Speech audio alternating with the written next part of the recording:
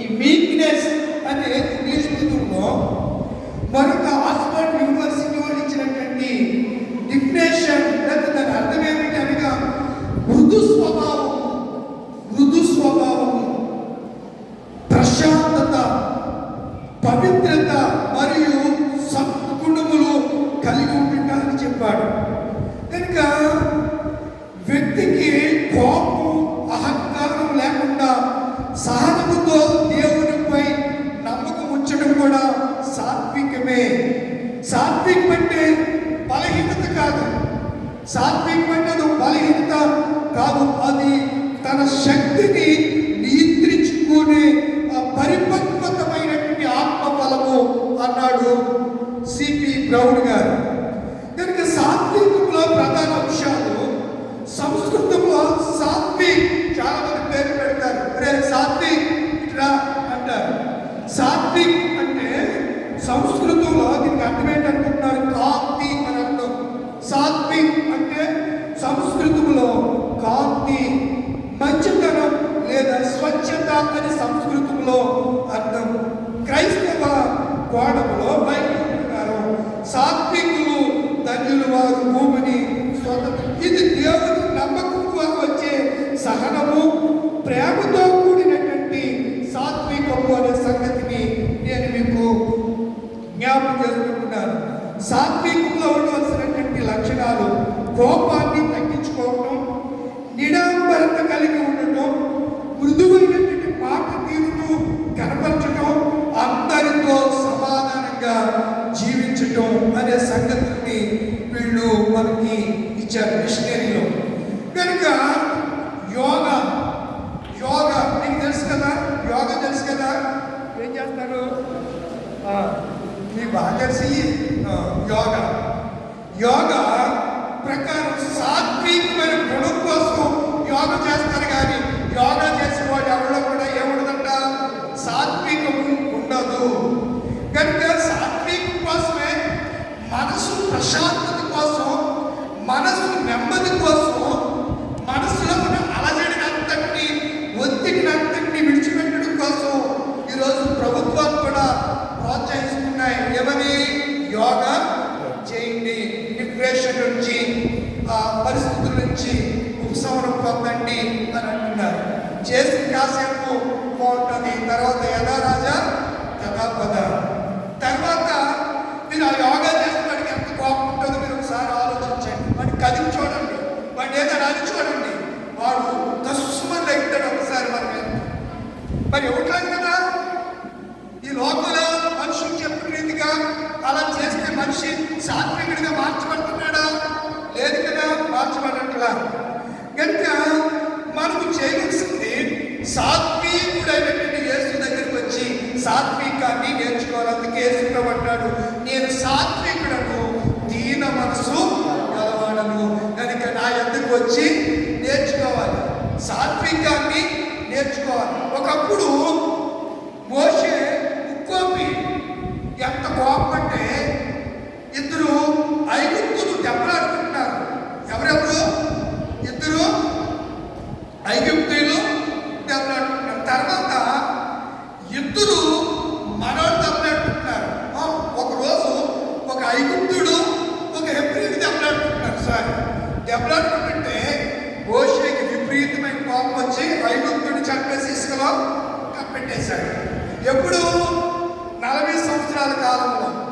మోషే పుట్టి నుంచి 40 సంవత్సరాలు ఎక్కడున్నాడు ఆయన? ఐగుప్తు దేశంలో ఉన్నాడు. ఎలా ఉన్నాడు? రాజకుమారుడిగా ఉన్నాడు. ఎక్కడున్నాడు? రాజకోటలో ఉన్నాడు. ఎవరి కుమార్తెగా పిలువబడుతున్నాడు? ఫరో కుమార్తెగా పిలువబడుతూ ఉన్నాడు. సకల విద్య ప్రవీణుడు. ఎప్పుడు? 40 సంవత్సరాల క్రితం. మీరు ఈ విషయాలు మీరు చూడాలి అనుకుంటే చూడండి, ఎబ్రీ రాసినటువంటి పత్రికలో పౌలు గారి గురించి విషయాలు, మోషే గారి గురించి విషయాలు అద్భుతంగా అక్కడ తెలియజేయబడ్డాయి. మోషే పెద్దవాడైనప్పుడు ఎన్నో అధ్యాయులు నేను చెప్పాలి, మరి ఏం చేస్తాను? 11:24 11:24 మీరు చదవాలంటే 23 నుంచి చదవండి.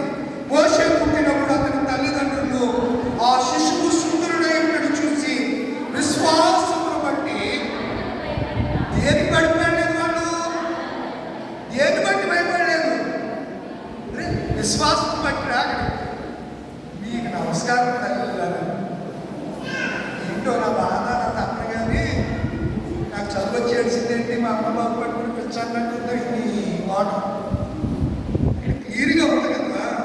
ఎంత క్లియర్గా పోసి పుట్టినప్పుడు అతని తల్లిదండ్రులు అతడు ఎలాంటి వాడే చూచారు, సుందరుడై చూచి వాడికి ఒక విశ్వాసం ఉంది, ప్రభువు మమ్మల్ని తప్పకుండా కనికరిస్తాడు, ఈ శ్రమలన్నింటిలోంచి మాకు విడుదలిస్తాడు, విమోచన కలిగిస్తాడు, నెమ్మది మాకు దయచేస్తాడు, మేము తప్పకుండా మా స్వదేశానికి కనాను దేశానికి మేము నడిపించబడతాం అనే విశ్వాసం ఉందంట. ఎవరికి? అమ్రాము యోగవేదుడికి. ఈరోజు పుట్టినరోజు కూడా కదా, పుట్టినరోజు కదా దేవుడికి. ఎవరి పుట్టినరోజు? శ్రావ్య స్త్రీ శ్రావ్య స్త్రీ పుట్టినప్పుడు మోషే ఎలాంటివాడంట? సుందరుడు. ఎవరు చూచారు? తల్లిదండ్రులు చూచారు. చూసి దేన్ని విలువ చేశారు? విశ్వాసాన్ని. దేవుడు నమ్ముతున్నారు. విశ్వాసం బట్టి చాలా క్లియర్గా రాసి ఉంది అక్కడ. ఐగుప్తు ధర్మ కంటే క్రీస్తు విషయమైన నింద గొప్ప వాక్యం నేర్చుకుని అల్పకాలము పాప భోగము అనుభవించుడి కంటే 27వ వచనంలో కూడా విశ్వాసం బట్టి మోషే కూడా ఏం చేశాడు? అతడు అదృశ్యమైన వారిని చూచుచున్నట్టు స్థిర బుద్ధి గలవాడే రాజాజ్ఞకు భయపడక ఐగుప్తుని విడిచి దేని భయపడక పారిపోయాడుగా చెప్పరేంటంటే అడుగుతుంది కదా. రాజాగ్రహము రాజు బాగుపడతాడని భయపడలేదు. విశ్వాసం బట్టి ఇప్పుడు యేసేపు దేవుని బట్టే ఆమె చేతిలో ఏమి చేశాడు? వస్త్రాన్ని విడిచిపెట్టి పారిపోయాడు. మగతనం లేక కాదు, యేసేపు 45 కాదు. తర్వాత పెళ్లి చేసుకుంటే 2 కుమారులు పుట్టారు. మనష్షే, ఎఫ్రాయిము అనే పిల్లలు ఎవరు పుట్టారు? యేసేపు పుట్టారు. ఆసనేతు అనే ఫరో కుమార్తె అక్కడ ఆమె ఆ యేసేపు బిడ్డల్ని కంది. ఆ సందర్భంలో యాకోబు దగ్గరికి యేసేపు తన పిల్లలిద్దరిని తీసుకొచ్చి అంటాడు, అబ్బాయి యేసేపు, వీళ్ళు ఎవర్రా బాబు, చాలా బాగున్నారు.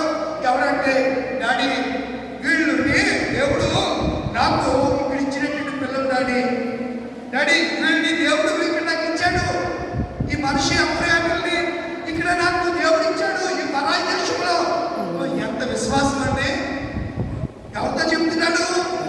యాకోబుతో చెప్తున్నాడు. అప్పటికే యాకోబుకి ఏమొచ్చేసింది? మంద దృష్టి వచ్చేసింది. యాకోబుకి బలహీనుడిగా ఉన్నాడు. అయినా మనవలు చూసేటప్పటికి ఎక్కడ లేని బలం వచ్చేసింది, శక్తి వచ్చేసింది. అందుకే అంటారు అసలు కంటే కొంతమంది అప్పులు తీసుకుంటే అసలే పోకపోయినా పర్లేదు, నెలలో ఏం కట్టేయాలి చెప్పండి బాబా. మీరు ఎవరు తీసుకుంటలేరేమో, మీరు అంతా రుచిలో పోయి మిమ్మల్ని ఏమనకూడదు. అసలు కంటే వడ్డీ ప్రతి నెల నువ్వు వడ్డీ కట్టేసేవనుకో ఆడు వచ్చి కూలుగా ఉంటాడు. లేకపోతే రోడ్డు మీద ఉండి రచ్చరచ్చ చేసి అల్లరబాలు చేసి ఇల్లు మిగిలి పందిరేస్తాడు. గొడవ చాలా ఇబ్బంది కదా. కొన్ని సార్లు మన ప్రియులు అనేక మంది ఇబ్బందుల్లో ఇలా అప్పులు తీసుకుని వారం వడ్డీలు, నెల వడ్డీలు కట్టలేక కొన్నిసార్లు అవమానానికి గురవుతూ ఉంటారు. మంచిదే, అవమానం ఎక్కడైతే మనం అవమానించబడుతున్నామో అక్కడే దేవుడు ఒక రోజు నిన్ను తలెత్తుకునేవాడిగా దానిగా నిన్ను చేస్తాడు. ఈరోజు అప్పులు అవి ఎప్పుడు శాశ్వతం కాదండి. ఈ బాధలు నిందలు శాశ్వతం కాదు. యేసేపు ఆ పాపాన్నించి దూరంగా పారిపోయి చెరసాలలో వేయబడితే చెరసాలలో నుంచి దేవుడు ప్రైమ్ మినిస్టర్ స్థితిలోనికి దేవుడు యేసేపు తీసుకెళ్ళాడు. దేవుడు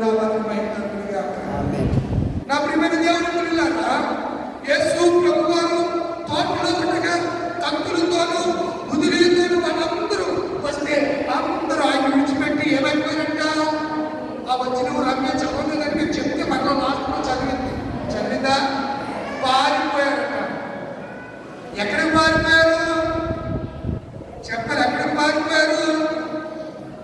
ఎవరిని విడిచిపెట్టి పారిపోయారు? యేసేపు అయితే పాపము చేయకుండా పారిపోయాడు. మోషే అయితే ఈ పాప పాపం నాకు అవసరం వద్దు, నా ప్రజలతో కష్టాలు అనుభవిస్తాను అని చెప్పి పారిపోయాడు. ఎడబాయని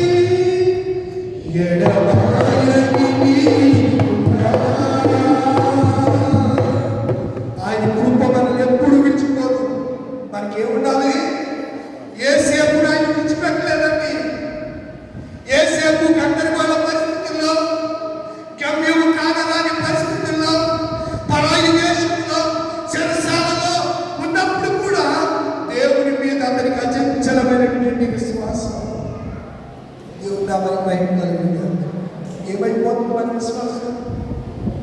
ఎన్నో ఏళ్ల నుంచి ప్రతి సంవత్సరం 4 దినాలు ఉపవాస దీక్షలతో, నిండి ప్రార్థనలతో ప్రభునికి అనుసంధానం అవుతున్నామే. తెగుపైన బంధాన్ని పునర్తించుకుంటున్నామే.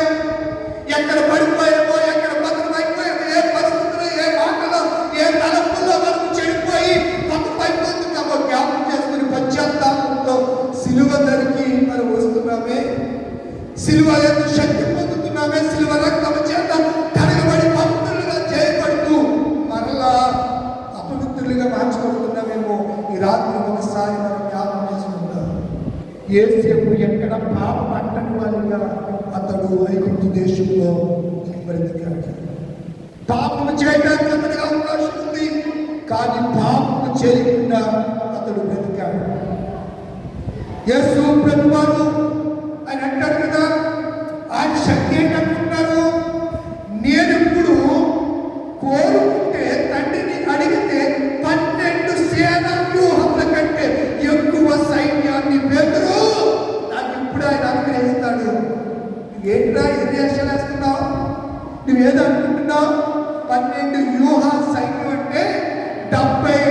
వేల సైన్యాన్ని ఆన్ ది స్పాట్ లో దేవుడు పరలోకమున్న దూతల్ని ఎక్కడికి ఇస్తాడంట? వచ్చిన వాళ్ళందరినీ ఏం చేస్తారు? దూతలుగా వస్తే ఏం చేస్తారు? మికాయా చేతిలో ఏముంటుంది? సెపరేట్లా పెద్ద ఖడ్గం ఉంటుంది. అది 2 అంచులు గల ఖడ్గానికి ఈ పక్కన 10 ఉంటుంది. ఇంకా ఆయన నరకటం మొదలెట్టాడంటే ఏమవుతుంది? అశోకుడంట నరికి నరికి మనిషి ఏం చేశాడు అశోకుడు తెలీదా?